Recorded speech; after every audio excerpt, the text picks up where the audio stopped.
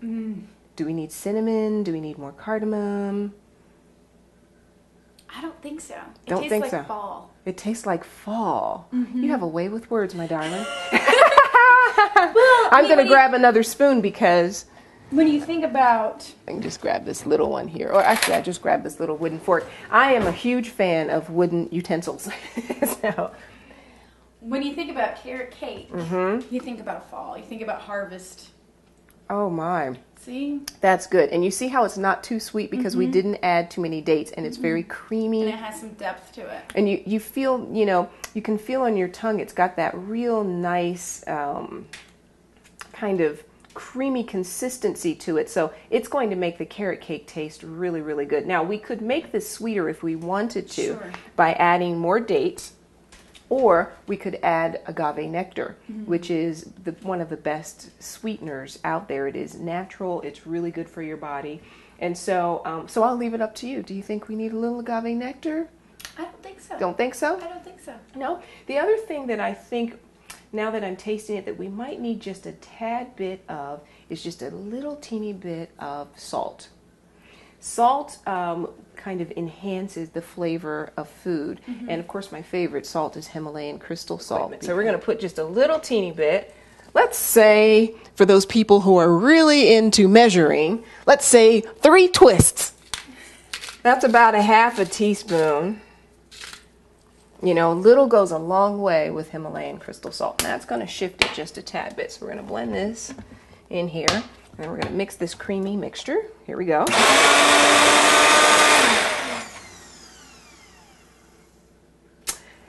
And because I'm having an intuitive hit and I want our viewers to know about agave nectar, I think we'll put just a hint of it in there. Just a teeny tiny tad. So let me grab some. Because I use a tremendous amount of agave nectar, I buy the big Mama Jamma size. I recommend everyone else does too. Agave nectar comes from the agave plant, and it is so wonderful that when you taste it, you wonder why you ever tried sugar. It's unbelievable. And it's another thing that you absolutely positively cannot overdo.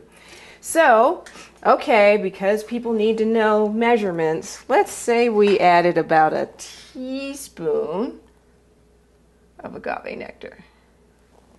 Agave nectar is just like salt, this fabulous Himalayan crystal salt, in that a little bit goes a long way. And the thing that I wanted to make sure to mention to you about this is that it penetrates the cell walls without having to be metabolized. So we've been talking about this whole issue of being able to digest things.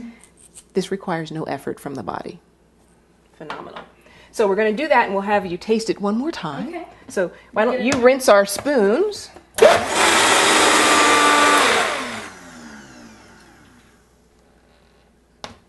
And we're going to try it one more time. I noticed that you gave me your spoon first so that you can be the first taster. You're catching on quick. So this will shift it just a tad bit. Let's give it a whirl. You see how it just gave it that little extra? Oh, it just makes you happy all over. Oh, that's fabulous. That's fabulous. Oh, that gives me the willies. In a good way. Okay, so now we've got our carrots. We have our yummy, delectable mixture of almonds and raisins and dates and spices.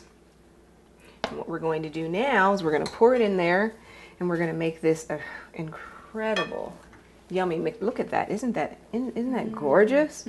Oh, it's Looks like a chocolate milkshake. chocolate milkshake. It's more like a chai milkshake. Like a chai milkshake, yeah.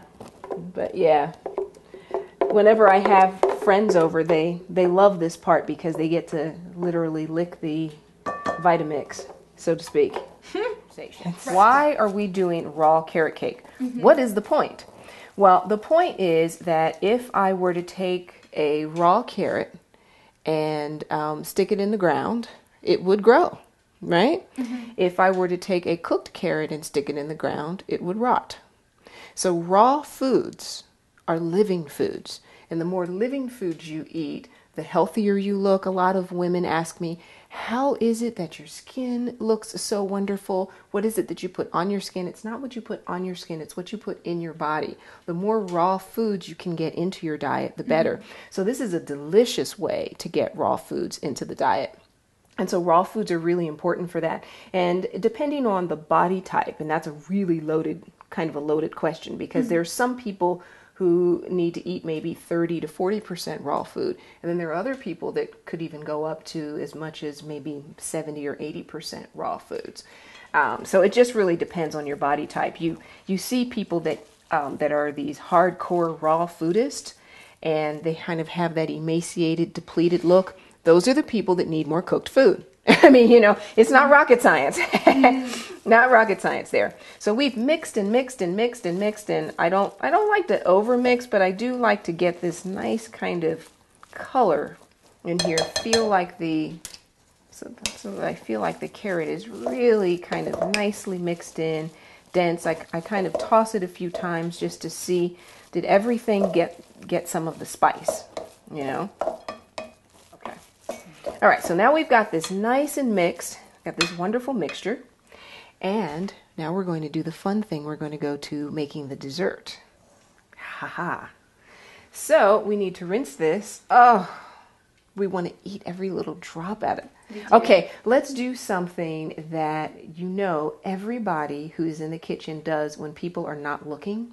Okay, what do? We put everything away so we can show that we're really hygienic about it. But when people aren't looking and you're cooking, what do you want to do? You know it! Just go for it! Go for it! Oh my God! Oh, reclaim your childhood. That's fabulous. Okay, so now we're going to take our carrot mixture and we are going to put it in to our pan. I'm going to spread it out. Get it in there. And what I love about this is that you use the whole carrot. Sure, it's fine to put things in the compost, but why not use the carrot and all the benefits of it as a raw food? So we're going to kind of smush this in here. I'm not going to be terribly concerned about how pretty it looks because we're going to cover it with icing. So I like to use a kind of a small size rubber scraper and just get all the little parts in here. I'm seeing other benefits to the raw carrot cake in particular. What's on your mind? People that have gluten allergies. Absolutely. People who have gluten allergies, people who are lactose intolerant. They're all, and the thing is, the raw carrot cake tastes amazing, as we will see. So there's our cake. Fabulous, huh? Fabulous. So now we're going to make the frosting. The best base for a raw frosting is cashews. Cashews are like a natural thickening agent, and it's not what I would consider an everyday nut for people, but it is a yummy, decadent nut, and you still get your good essential fatty acids and so forth from there. Of course, almonds are the best, but cashews I always use for icing, and it is amazing. Once you've had a cashew icing, you will never go back to buttercream. I guarantee it. I have tried this on people who don't even try to be healthy. They don't even think about health. And I give them a spoon of the cashew icing, and that's all she wrote. That's it. So that's what we're going to do. Should I put this in the fridge? No, we're not going to put that in the fridge because we're going to go ahead and put the icing on it first, and then we're going to put it in the fridge, and then, so we'll be good there. So, just remember that whenever you're making a cashew icing, it's just cashews. Usually you can use raisins or dates, or you can just use agave nectar, and then whatever spices you like. So that's what we're going to do now. Okay. So let's grab that.